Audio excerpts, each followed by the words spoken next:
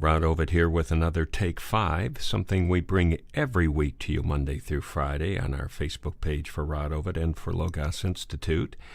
We began a study yesterday found in 1 Samuel 24, and we're talking about David, and the warning to us is to watch our cynicism, and I'll get to that in a moment. And yesterday we talked about David having Saul delivered to him on a silver platter, more or less. David's being pursued. Saul goes out after him and goes to relieve himself in the very cave that David and his 600 men were sitting in. And they creeped up to the front of the cave where Saul was, and David got so close he was able to cut off the corner of his robe without being noticed. So we know for a fact he could have dispatched Saul. But even at just cutting off the corner, he was grief-stricken, it said. And he told his soldiers about it. He said, look, we're not to touch the Lord's anointed. And at that, I can just imagine the potential arguments, the anger of these men who had lived in caves for so long, being chased like dogs, and here their enemies delivered right to their door. And David decides not to do anything. What kind of leader is that? It's the kind of leader that has a tender conscience, that when it comes down to it, would rather trust God than take things into his own hands. David already at this point in his life knew the balance between what he could do and what God could do. And I think we as believers, when we first got started in this faith, we realized that as well. And perhaps at this time, this stage in our life, things are a little old and we start believing it's a little more our strength, a little less of God's, a little more our finesse, a little bit more of our manipulation, our earning money, our wealth, our things, our own bootstraps, and not necessarily God. And we don't listen to that small voice anymore. We do the logical thing. We do the business thing. We do the thing that seems right to our own eyes. Sure, we're going to jump on Saul. He's right here. God gave him to me.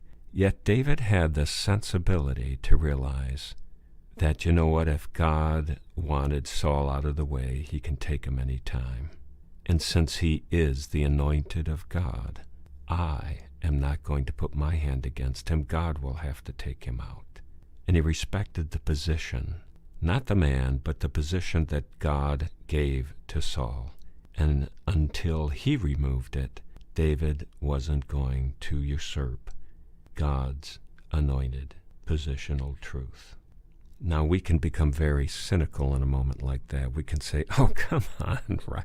Quit being a baby. Quit. Things aren't that simple.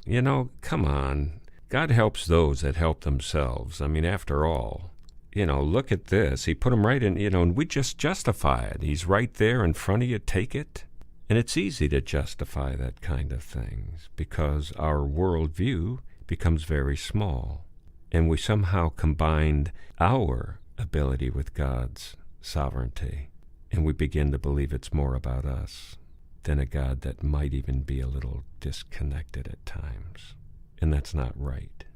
We need to repent of that attitude, and it's difficult.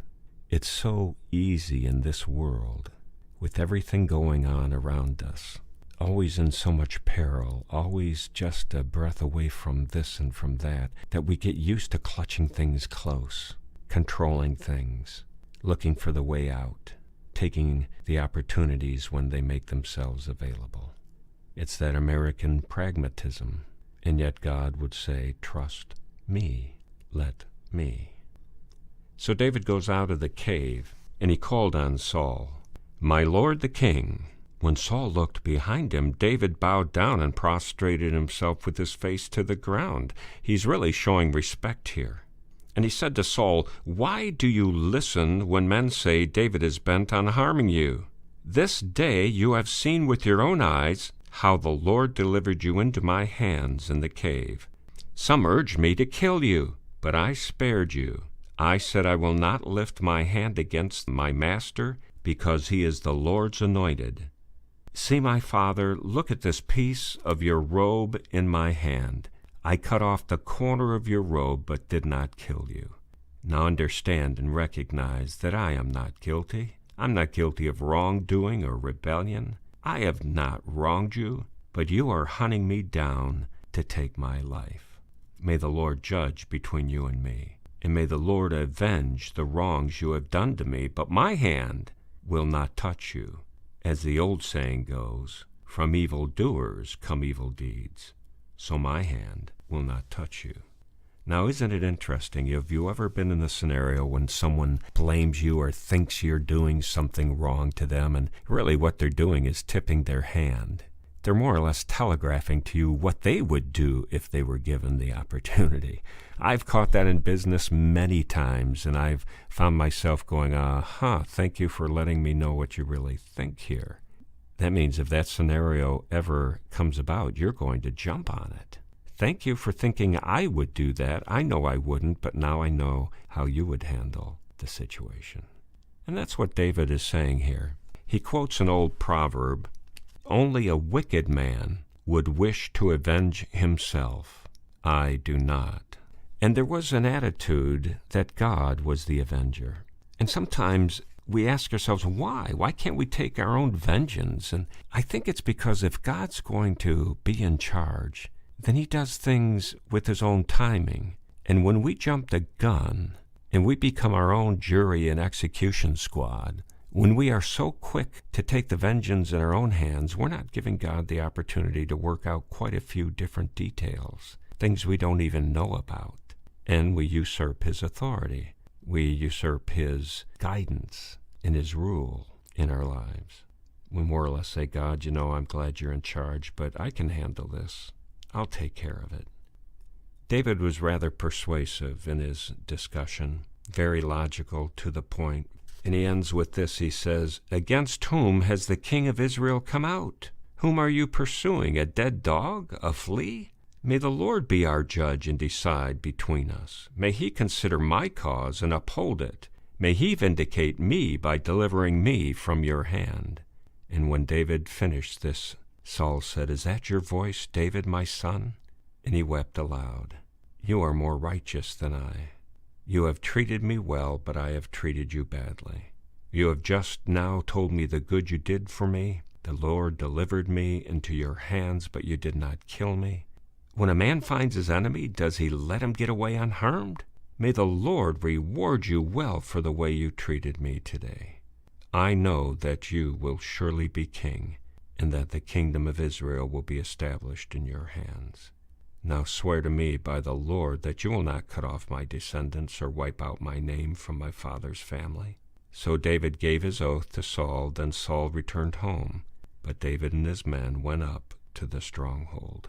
Very interesting. Not quite sure if Saul was totally sincere. Noticed he had David swear, but he didn't give an oath back. And so David says, he didn't really swear an oath for my protection. I think we'll just stay up here in the stronghold. But we need to take those moments in life when God might be telling us something, when he might be showing us something, and we need to be willing participants. We need to be willing to listen and to let God work. Things like that happen to us every day, and we can't allow ourselves to be cynical. But in our simplistic, childlike faith, we have to say, Father, you take care of it. You show me what to do, and I will bless you for it. And when we have that attitude, we certainly will have a good day.